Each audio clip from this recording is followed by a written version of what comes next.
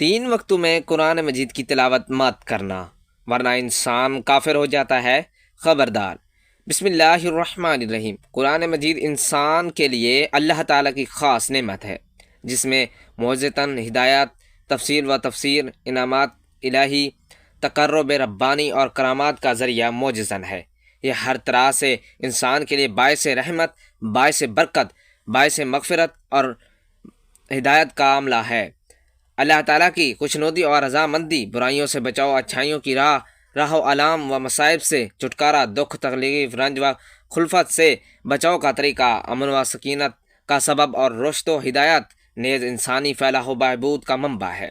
انسان کو صحیح معنوں میں مسجود ملائکہ اور اشرف المخلوقات بنانے کے لیے اللہ تعالیٰ نے خیر و شفا کا یہ منبع سب نبیوں کے سردار اور رسولوں کے امام حضرت محمد صلی اللہ علیہ وآلہ وسلم پر نازل کیا، اور اس عظیم کتاب کے تھامنے والوں کو سب امتیوں سے افضل اور پڑھنے والوں کو سب انسانوں سے بہتر قرار دیا۔ یہ کتاب اللہ کے حضرت انسان اور امت مسلمہ سے حد درجہ پیار کا منہ بولتا ثبوت ہے۔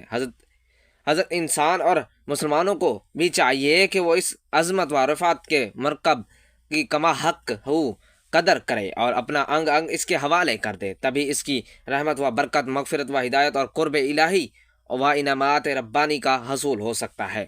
قرآن مجید معبود حقیقی اور محبوب و مطلوب کا کلام خاص ہے۔ محبوب کی تقریر و تحریر کی کسی دل کھوئے کے ہاں جو وقت ہوتی ہے، اس کے ساتھ جو وارفتگی شگفتگی کا معاملہ ہوتا ہے وہ اختیار کرنا چاہیے۔ پھر یہ عظیم کتاب حکم الحاکمین کا کلام اور کلام میں سلطان سلاطین بادشاہوں کے بادشاہ کا فرمان ہے، عزت والا شہنشاہ کا قانون ہے، جس کی ہمسری نہ کسی نے بڑے سے بڑوں سے ہوئی نہ ہو سکتی ہے۔ جن لوگوں کو سلاطین کے دربار سے واسطہ پڑا وہ تجربے سے، اور جن کو نہیں پڑھا وہ اندازے سے سلطانی فرمان کی ہیبت جان سکتے ہیں۔ کلام الہی محبوب حاکم کا کلام ہے، اس کے لیے دونوں آداب کا خیال رکھنا چاہیے۔ حضرت اکرمہ جب کلام پاک پڑھنے کے لیے کھولتے تو بے ہوش ہو کر گر پڑتے، زبان پر یہی جاری ہوتا تھا، ھذا کلام ربی، ھذا کلام ربی، یہ میرے رب کا کلام ہے، یہ میرے رب کا کلام ہے۔ یعنی اس کو ایک عام فرد کی طرح نہیں پڑھنا چاہیے، صرف بندہ بن کر اپنے آقا مالک محسن اور معلم کا کلام سمجھ کر پڑھے۔ اچھی طرح مسواک کر کے، وضو کر کے، ایسی جگہ جہاں یکسوئی حاصل ہو، نہایت وقار اور تواضع کے ساتھ قبلہ رخ بیٹھ کر نہایت حضور قلب اور خشوع کے ساتھ اس طرح پڑھے گویا حق تعالی سبحانہ کو کلام پاک سنا رہا ہے، اور یا اس ذات پر برحق سے گفتگو کا شرف حاصل کر رہا ہے۔ اگر معنی جاننا ہو تو کیا خوب نہایت تدبر و تفکر کے ساتھ وعدے اور رحمت و مغفرت کی آیات پر مغفرت و رحمت کا بھکاری بن جائے اور خوب دعا مانگے، عذاب وعید کی آیات پر کانپ اٹھے اور اللہ سے پناہ و بخشش کی دعا مانگے کہ اس کے سوا کوئی بھی چارہ ساز نہیں۔ جن آیات میں اللہ کی تقدیس و تمحید ہے وہاں سبحان اللہ کہے، تلاوت کے درمیان رونا آئے تو بہت خوب روئے، ورنہ بے تکلف رونے کی سعی کرے۔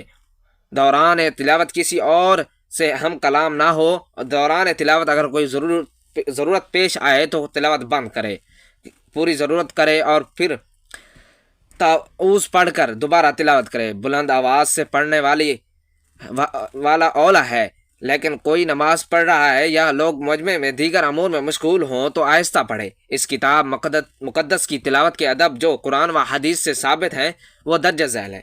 اس عظیم کتاب کو برحق شک و شبہ سے بالا تر اور انسان کی فلاح و خیر، رشدہ و ہدایت اور شفاء کا باعث بننا، منظر رسول اللہ سمجھنا اور باعث ثواب و اجر قرار دینا، اس میں درج احکام پر عمل کرنا اور تمام کے تمام پر ایمان لانا ضروری ہے، اور اس کے ذریعے دنیا و آخرت کی بہتری کے لیے کوشش کرنا دنیا و آخرت کی کامیابی کا باعث قرار دے کر اس کی آیات کو لازم حیات بنا لینا۔ اس کتاب مقدس کو انتہائی پاک جگہ پر رکھا جائے۔ اللہ تعالیٰ نے اس کی صفت بیان کرتے ہوئے مرفوعہ المطہرت کے الفاظ بیان کیے ہیں، یعنی بلند و پاک۔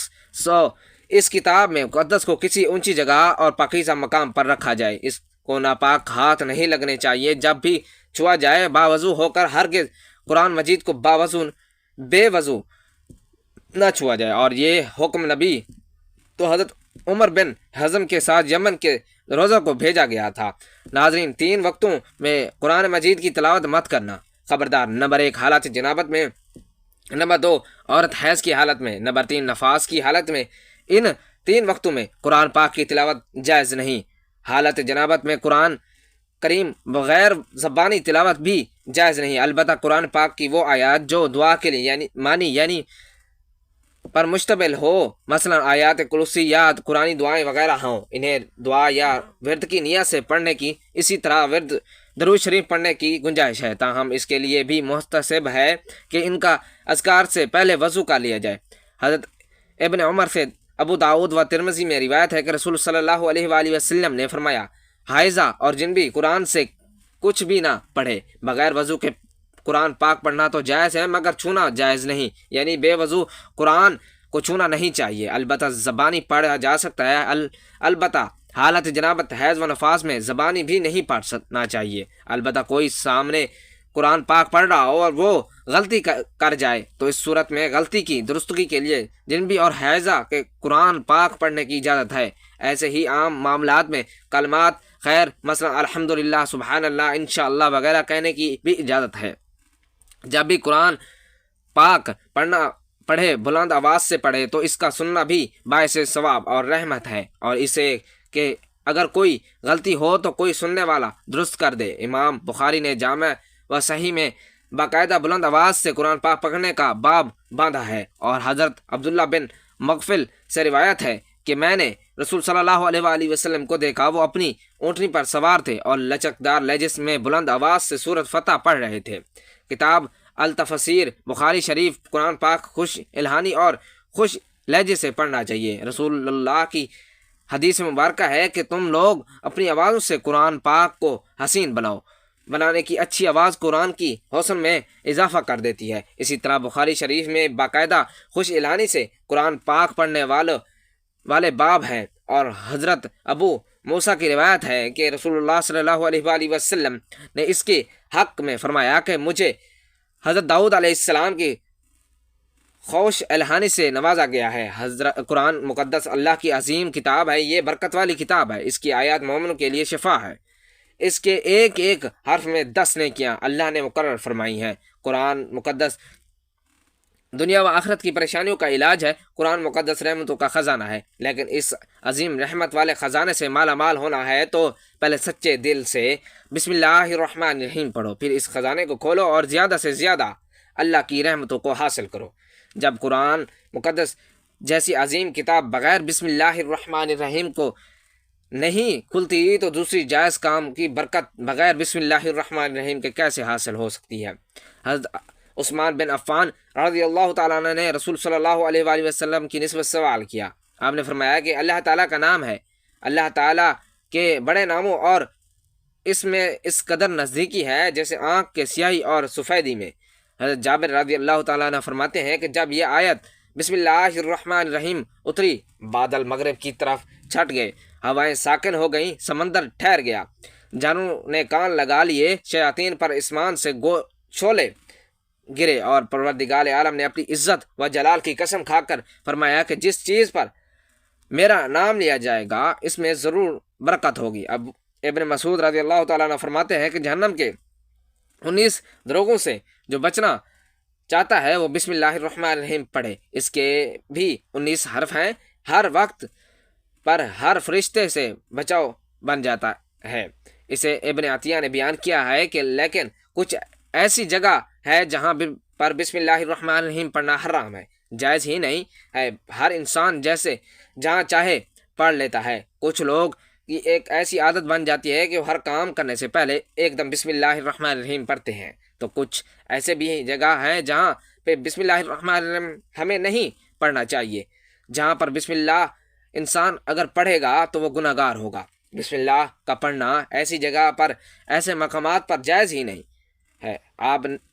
آپ یہ سمجھ لیجئے کہ کون سے مقامات پر بسم اللہ پڑھنا چاہیے، کون سے مقامات پر بسم اللہ نہیں پڑھنا چاہیے۔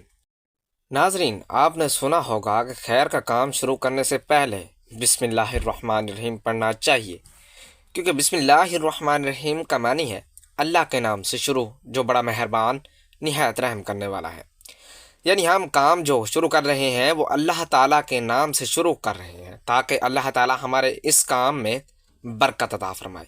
اور بسم اللہ الرحمن الرحیم پڑھنے کے فائدے بھی بہت زیادہ ہوتے ہیں کہ اگر کوئی انسان کسی کام کو بسم اللہ الرحمن الرحیم پڑھ کر شروع کرتا ہے تو اللہ تبارک و تعالیٰ اس کے کام میں برکت عطا فرماتا ہے۔ اور یہ سنت بھی ہے، حضور صلی اللہ علیہ وآلہ وسلم نے بہت سارے مقامات پر ہمیں بسم اللہ الرحمن الرحیم پڑھنے کی تاکید فرمائی ہے، اور حضور صلی اللہ علیہ وآلہ وسلم نے بسم اللہ الرحمن الرحیم پڑھنے کا حکم دیا ہے۔ اب اگر آپ کو کوئی بھی نیک کام شروع کر رہے ہیں، اس نیک کام شروع کرنے سے پہلے بسم اللہ الرحمن الرحیم اگر پڑھ لیں گے تو آپ یہ سنت بھی ادا ہو جائے گی اور اس پر آپ کو ثواب بھی ملے گا، اس کی برکتیں بھی آپ کو ملیں گی۔ اگر آپ نے کسی نیک کام شروع کرنے سے پہلے بسم اللہ الرحمن الرحیم پڑھ لیا تو بسم اللہ الرحمن الرحیم اس سے آپ کو نقصان نہیں ہوگا، اللہ تعالیٰ خود آپ کو حامی و مددگار اور ناصر بن جائے گا۔ اللہ پاک ہم سب کو عمل کی توفیق عطا فرمائے، ہمارا خاتمہ ایمان پر فرمائے، آمین۔ ناظرین کمنٹ باکس میں اللہ تعالیٰ کے 99 ناموں میں سے ایک نام ضرور ٹائپ کریں۔ ویڈیو اچھی لگے تو ویڈیو کو لائک کریں، شیئر کریں، چینل کو سبسکرائب کریں۔ اگلی ویڈیو تک کے لیے دیجیے اجازت، اللہ حافظ۔